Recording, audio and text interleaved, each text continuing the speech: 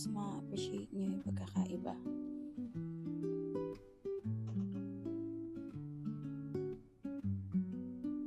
Sige.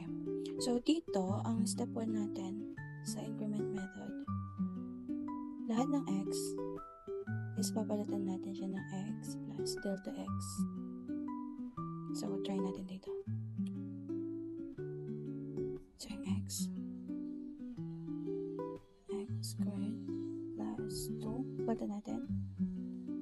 Plus delta x. Hahabaan ko lang guys para mas maintindihan ninyo. So, dalawang beses natin isusulat to kasi may siyang to the second power or square. So,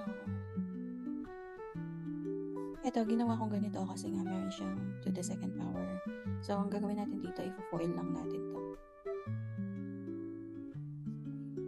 Foil. Yeah, yung mga marunong na alam na nilang ang bilisan nito at saka pero gusto ko kasing mapakita ng step by step para mas maintindihan ng mga bago pa lang sa ganitong method. This one naman is the distribution.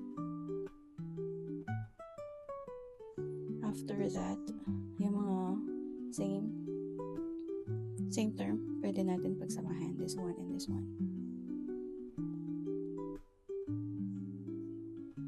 X plus x, delta x squared plus 2x plus 2 delta x. Okay, that's the first step. Then the second step,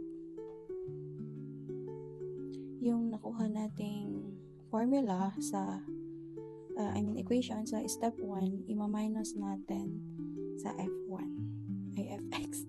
mali this one ito, ima-minus natin dito. That's the second step. Sige, let's do it.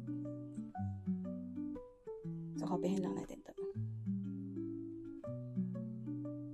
Delta x plus x squared plus 2x plus 2 delta x minus this one, the original which yan 2x.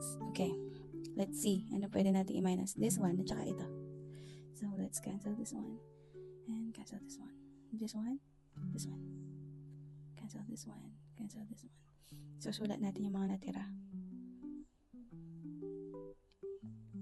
2x delta x plus delta x squared plus 2 delta x. Okay, that's step 2.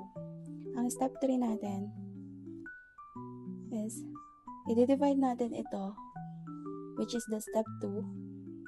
I-divide natin sa delta x.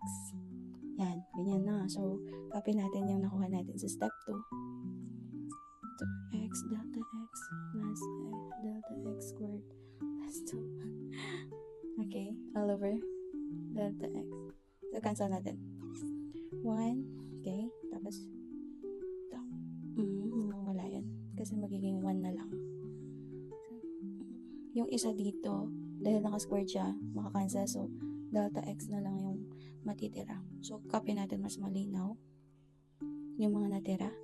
2x plus delta x plus 2. Okay, step number 3, last step. Yes, last step. Step number 4. Okay, last step. Lahat ng delta x magiging equal to 0. So, let's do it. X is equal to 2x plus 0 plus 2, or pwede na gawin natin fx is equal to 2x plus 2. Ayan na siya. Ito na sagot, guys. Ang haba na. Sige, dito naman tayo. So, dito ang sa power rule naman, ang rule pag meron siyang variable na may exponent, yung is ganito. So, x and yung exponent niya, malalagay dito, tapos magma-minus ka ng 1 doon. For this one, gawin natin siya. Yung exponent niya, ililipat dito sa left, tapos kakopyahin lang yung given, tapos ima-minus lang natin ng Tapos, pagdating naman dito, may kasama siyang coefficient.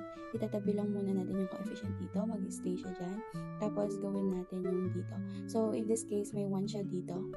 So, times 1. Tapos, x.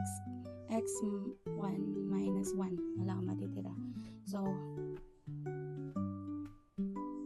ima-minus natin to. That's 2x. Kasi 2 minus 1 is 1. Pero hindi na natin sinusulat. Plus 2 times 1. 2 times 1, 2. Tapos 1 minus 1, 0. So, wala na yun. 0 na yun, 0. So, ito na siya. Tignan nyo guys, gano'ng kabilis lang i-solve using power rule. Tapos, tignan nyo to, gano'ng kahaba using this method of increment. That's all guys. Thank you.